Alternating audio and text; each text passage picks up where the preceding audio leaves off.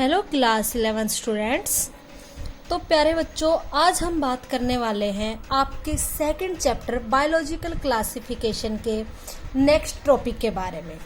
अब तक हमने पढ़ा कि क्लासिफिकेशन सिस्टम क्या होता है, कि बायोलॉजिकल क्लासिफिकेशन में आपने पढ़ा होगा फर्स्ट टाइम अर्लियर अटेम्प्ट्स के बेसिस पे, फिर उसके बाद 2 kingdom classification, 3 kingdom, 4 kingdom, 5 kingdom, 16 kingdom classification हमने आप तक पढ़ा है।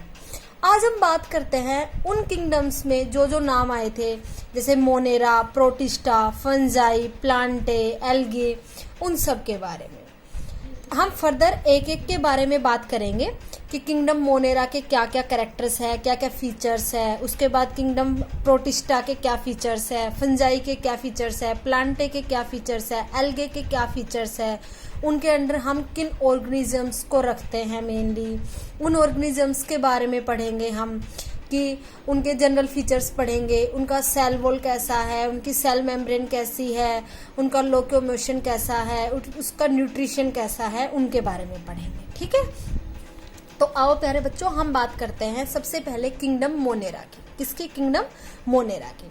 किंगडम मोनेरा में मेनली कौन इंक्लूड होते हैं? All prokaryotes. जितने भी प्रोकैरियोट्स हैं वो किस में इंक्लूड करते हैं हम? किंगडम मोनेरा में। किस में इंक्लूड करते हैं स्टूडेंट्स? किंगडम मोनेरा में। प्रोकैरियोट्स एंड यूकैरियोट्स क्या होते हैं? Mainly eukaryotes you know very well have true nucleus. जिनके पास ट्रू न्यूक्लियस होता है। True nucleus and false nucleus क्या है? ट्रू न्यूक्लियस का मतलब है जिसके सराउंडिंग में nuclear membrane, nuclear envelope present हो, वो किस में आते हैं? True nucleus. जैसे एग्जांपल यूकैरियोट्स, यूकैरियोट्स में ट्रू न्यूक्लियस पाया जाता है। अब हम बात करते हैं प्रोकैरियोट्स की। प्रोकैरियोट्स में क्या है? Lack true nucleus. जिनमें ट्रू न्यूक्लियस क्या रहता है? अब्सेंट रहता है, लैक, जिसमें कमी होती है। इसमें मतलब ट्रू न्यूक्लियस हम क्यों बोलते हैं कि प्रोकैरियोट्स में ट्रू न्यूक्लियस प्रेजेंट नहीं होता? क्योंकि न्यूक्लियस के सराउंडिंग में कोई भी न्यूक्लियर मेम्ब्रेन, कोई भी न्यूक्लियर एनवेलप प्रेजेंट नहीं होता, जिसके बेसिस पे हम बोल देते हैं कि प्रोकैरियोट्स में ट्रू न्यूक्लियस प्रेजेंट नहीं होता।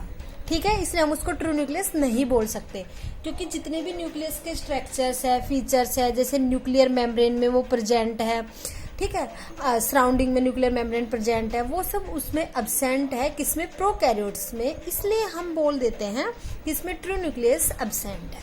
ओके, तो अब हम बात करते हैं कुछ जनरल कैरेक्टर्स की। किसके जनरल कैरेक्टर्स की? प्रोकैरियोट्स के जनरल कैरेक्टर्स की। ओके स्टूडेंट्स, तो सबसे पहले हम बात करते हैं the kingdom Monera includes. Kingdom Monera में क्या क्या इंक्लूड करता है? All prokaryotes. अब प्रोकैरियोट्स में कौन कौन आते हैं वो बात करते हैं हम।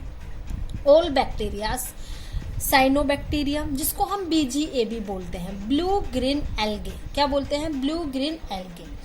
आर्केबैक्टीरिया and some smaller groups like mycoplasma, actinomycetes, ये सब किस में आते हैं? किंगडम मोनेरा में। अब हम फर्दर इन सब के बारे में पढ़ेंगे, बैक्टीरियाज के बारे में, साइनोबैक्टीरियाज के बारे में, आर्केबैक्टीरिया, माइकोप्लाज्मा, इन सब के बारे में हम फर्दर पढ़ेंगे इंडिविजुअली। ठीक है, तो स्टूडेंट सबसे पहले हम जनरल कैरेक्टर्स की बात कर रहे हैं, प्रोकैरियोट्स के जनरल कैरेक्टर्स के बारे में। किसके? प्रोकैरियोट्स के जनरल कैरेक्टर्स के बारे में बात कर रहे हैं। ठीक है, तो सबसे पहला कैरेक्टर है सेल वॉल। क्या है? Cell wall. हम बात करेंगे कि बैक्टीरिया की सेल वॉल है वो कैसी होती है। It is a made up of peptidoglycan. किससे बनी हुई होती है? पेप्टाइडोग्लाइकन। अब पेप्टाइडोग्लाइकन किससे बना हुआ होता है? देखो, ये मेनली 2 वर्ड्स से बना हुआ है, पेप्टाइडो plus glycan. पेप्टाइडो plus glycan.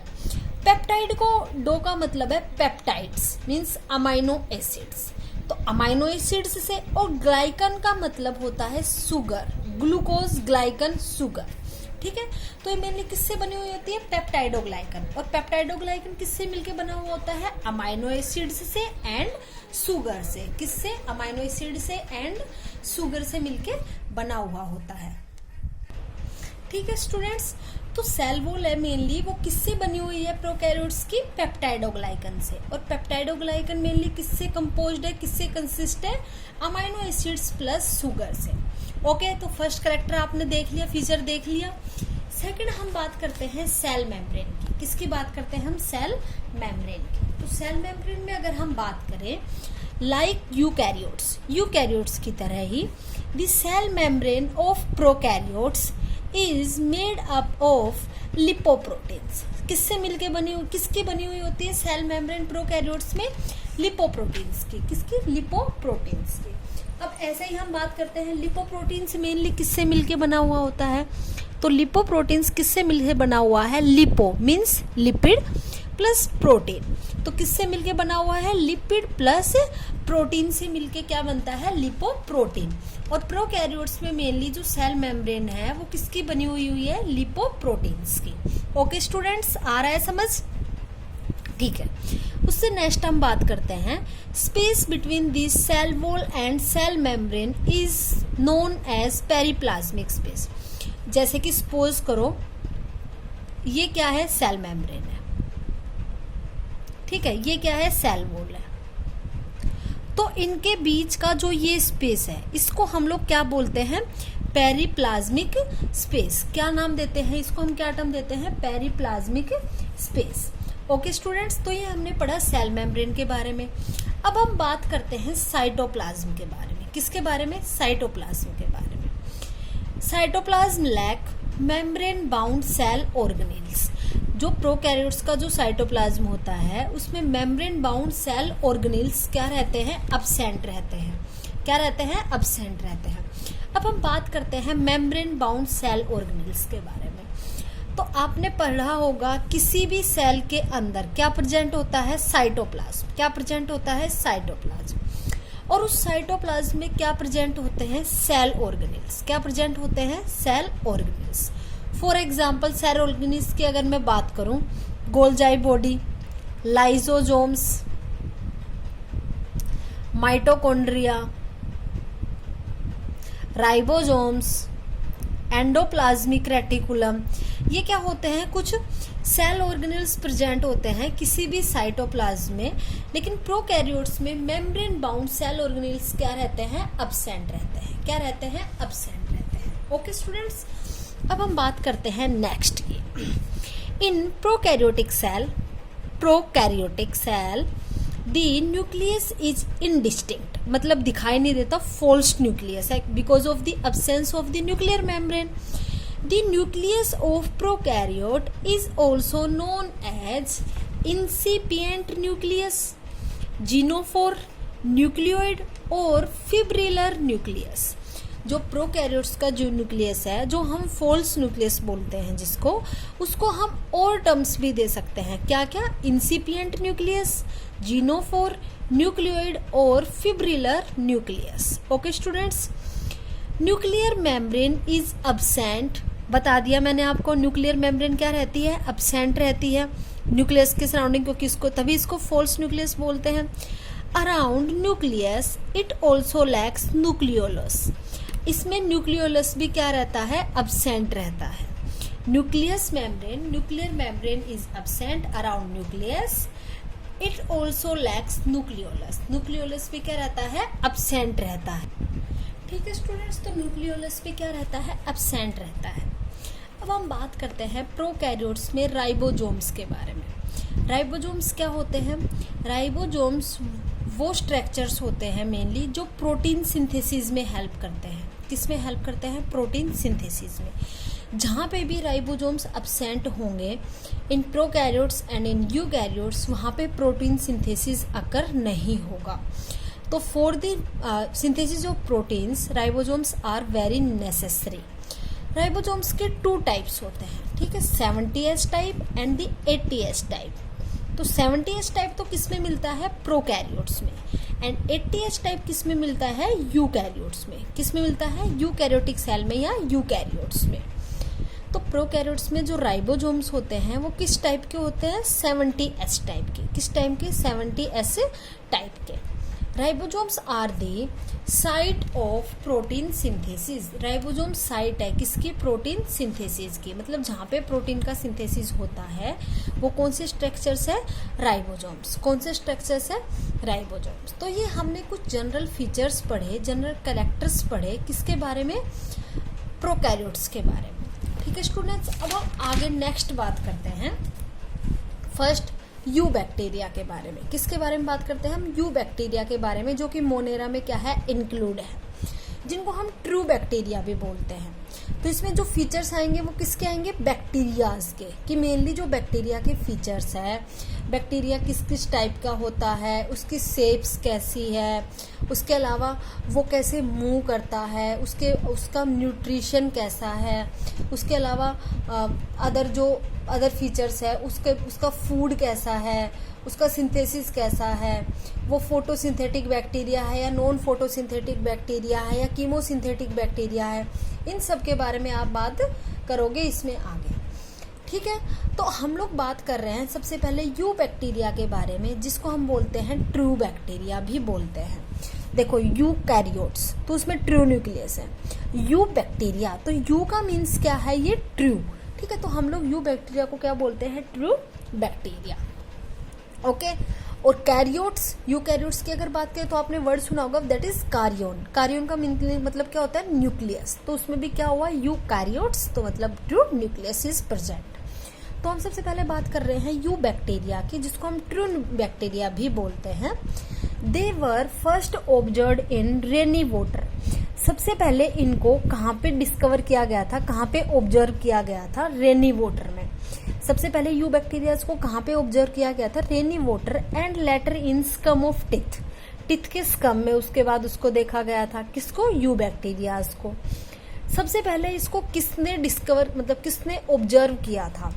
Antony वान लीवेनहॉक। एंटोनी वॉन लीवेनहॉक ने इसने सबसे पहले क्या किया था? ऑब्जर्व किया था यू बैक्टीरिया को रेनी वाटर में और उसके बाद टिथ के स्कम में इन 1675 एंड कॉल्ड देम एनिमल कुले। इसने इसको क्या टर्म दिया? एनिमल कुले। क्या टर्म दिया? एनिमल कुले। उसके बाद 2 साइंटिस्ट थे, F J. Cohn and Ehrenberg. F J. Cohn and Ehrenberg first of all coined the name bacteria. इन दोनों ने सबसे पहले क्या किया था? बैक्टीरिया टर्म को, बैक्टीरिया नेम को क्वाइन किया था। किसने? एफ.जे. कोहन ने एंड इहरनबर्ग ने। ओके स्टूडेंट्स, उसके बाद हम बात करते हैं आगे अदर फीचर्स की, अदर कैरेक्टर्स के, किसकी? यू बैक्टीरियाज की एंड ट्रू बैक्टीरियाज के। तो सबसे पहले हम बात करते हैं शेप्स के बारे में, कि जो बैक्टीरियाज है वो मेनली किस किस शेप में पाए जाते हैं। अब बैक्टीरियाज की शेप अलग अलग होती है। अब जरूरी तो नहीं कि एक बैक्टीरिया आप जैसे आपको एक ही शेप का दिखाई दे। अब जो चल रहा है मोस्ट ट्रेंडली कोरोना वायरस, आपको उसका स्ट्रक्चर अलग दिखेगा। ऐसे ही अदर जो वायरसेस वगैरह होते हैं उनका भी स्ट्रक्चर अलग अलग होता है, जैसे बैक्टीरियाज का होता है। ठीक है, तो हम बात करते हैं शेप्स के बारे में। तो फर्स्ट है कोकस या फिर कोकाई। अगर आप सिंगुलर वर्ड यूज करोगे तो आप याद यूज करोगे कोकस, अगर प्लूरल यूज करोगे तो आप याद करोगे कोकाई। तो कोकस जो वर्ड है, कोकस जो शेप है बैक्टीरियाज की, वो मेनली किस शेप की होती है? वो मेनली कैसे शेप होती है उनकी? स्फेरिकल। कैसी होती है? स्फेरिकल। नॉन फ्लैजिलेटेड, मतलब फ्लैजिला अब्सेंट होता है। और फ्लैजिला मेनली किसके लिए यूजफुल होता है बैक्टीरियाज में? मूवमेंट के लिए। ठीक है, कोकस टाइप के जो कोकस शेप के जो बैक्टीरियाज है वो किस शेप के होते हैं? Basically spherical. कोकस जो होते हैं वो किस शेप के होते हैं? Spherical, non flagellated and smallest, सबसे स्मॉल होते हैं। Highly resistant.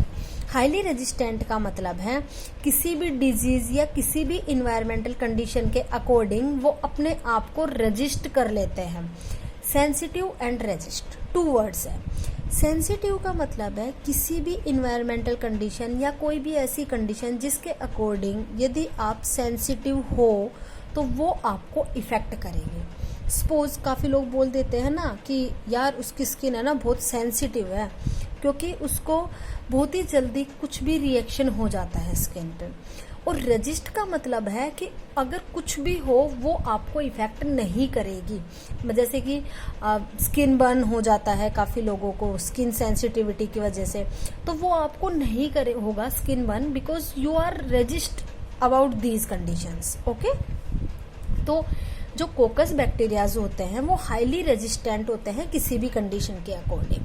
उनकी शेप कैसी होती है? ऐसी स्मॉलेस्ट होते हैं और स्फेरिकल शेप होती है। नॉन फ्लैजिलेटेड है, कोई फ्लैजिला भी प्रेजेंट नहीं है।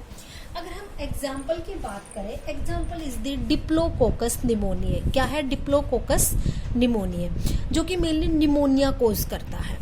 स्टेफाइलोकोकस ऑरियस, स्टेफाइलोकोकस ऑरियस, ये 2 एग्जाम्पल्स है किसके? कोकस शेप के बैक्टीरियाज के।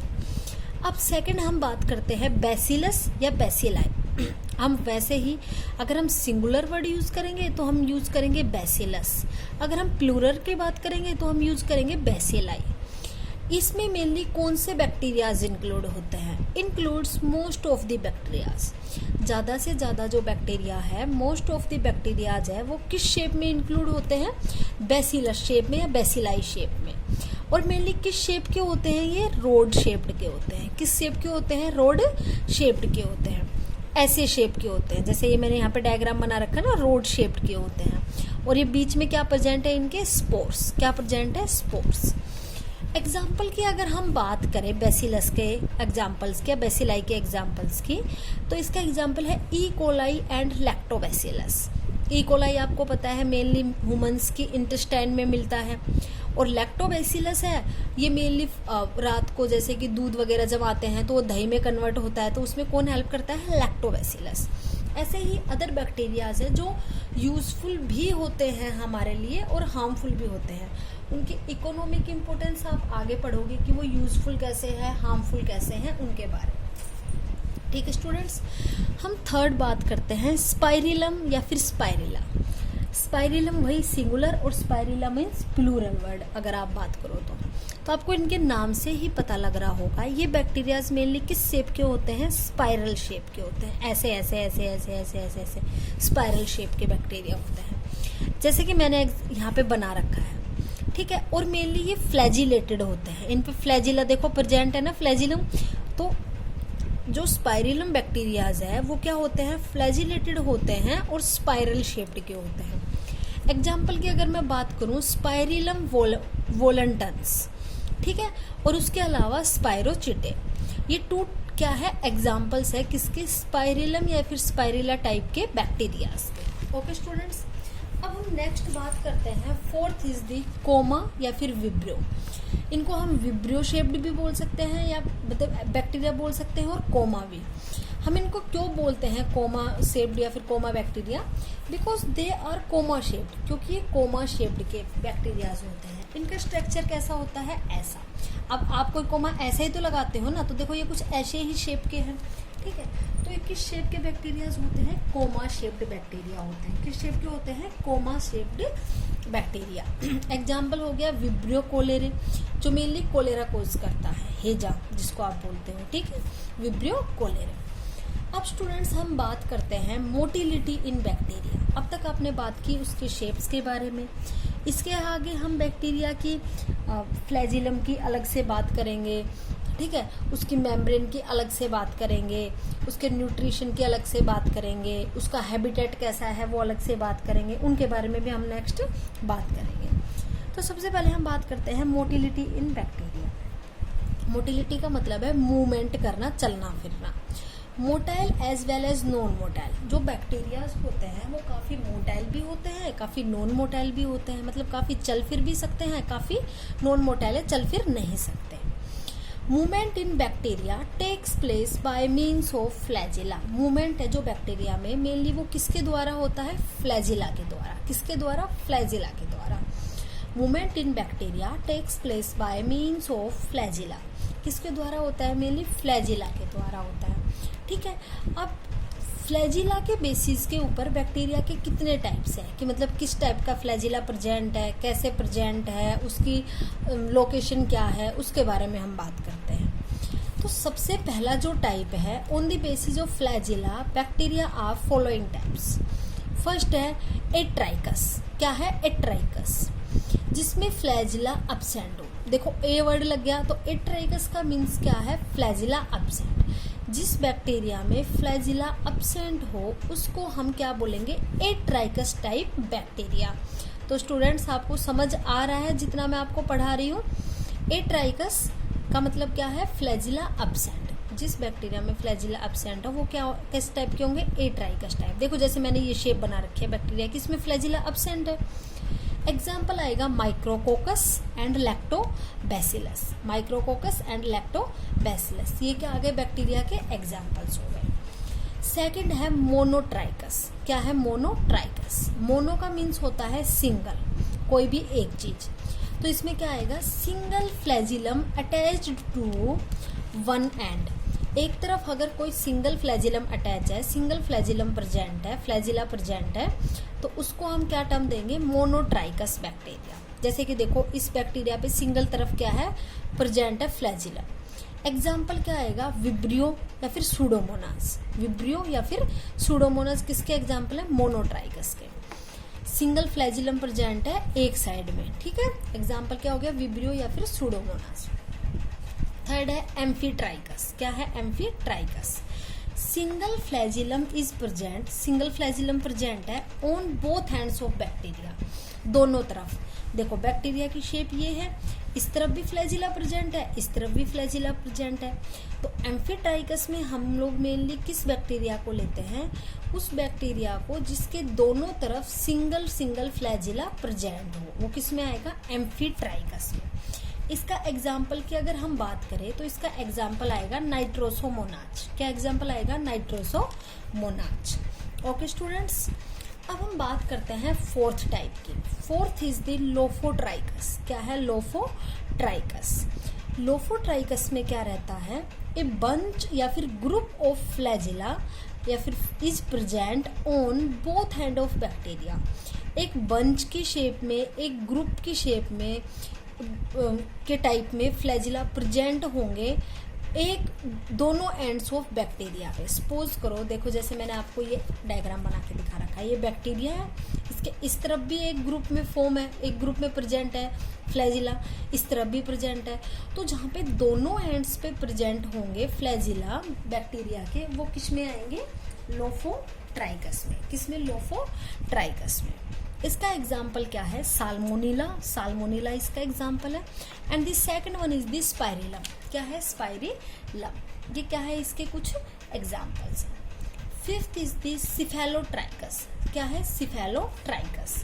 अ बंच ऑफ फ्लैजिला, एक बंच या फिर group of flagella present on one end of bacteria. अब लोफोट्राइकस में तो दोनों तरफ बैक्टीरिया के दोनों तरफ बंच ऑफ फ्लैजिला प्रेजेंट था, लेकिन सिफेलोट्राइकस में क्या है, a group of flagella present है लेकिन only one end of bacteria, सिर्फ एक तरफ। देखो जैसे ये एग्जांपल है, ये बैक्टीरिया की शेप है, इसके एक तरफ क्या है, फ्लैजिला ग्रुप में प्रेजेंट है। तो ये किसका एग्जांपल होगा, सिफेलोट्राइकस का। किसका, सिफेलोट्राइकस का। एग्जांपल में क्या आएगा, कोरिनी बैक्टीरिया। एग्जाम्पल में क्या आएगा, कोरिनी बैक्टीरिया। तो ये आपने क्या पढ़े हैं, मोटिलिटी के कुछ टाइप्स पढ़े हैं। अब उसके बाद हम लास्ट टाइप की बात करते हैं। Last is the peritrichous type. क्या है, पेरिट्राइकस टाइप।